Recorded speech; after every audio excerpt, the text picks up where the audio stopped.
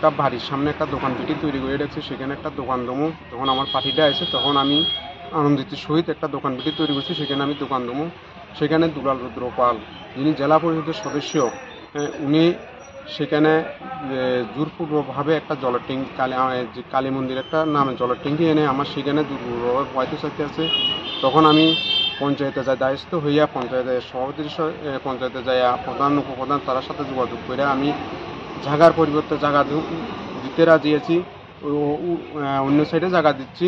এরপরে উনি মানছে না, উনি ওই দোকানঘরটা ভাঙার জন্য ফরেস্টার কেস করেছে।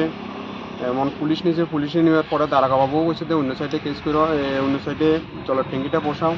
তারপরে উনি মানতে রাজি নাই। উনি আমার দোকানঘরটা ভাঙার জন্য উনি ফরেস্টার কেস করেছে।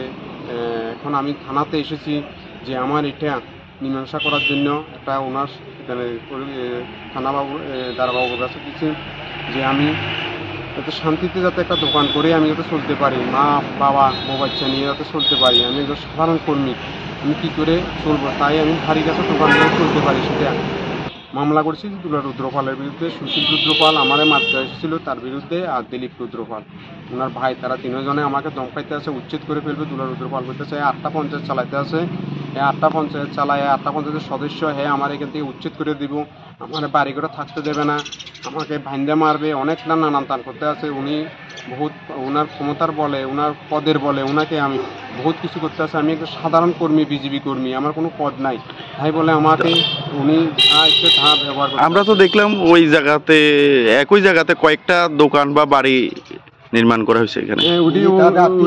তাদের আত্মীয় স্বজন না, দুলাল রুদ্রপাল উনি একটা দোকান ঘর দিয়েছে, এবং প্লাস ওনার ভাতিজা 3তলা বিল্ডিং উঠাইছে, এবং ওনার নাতি দোকানদারি করতে আছে। ওনার উদ্দেশ্য ওনারা দোকানদারি করবে, আমাকে দোকানদারি করতে দেবে না।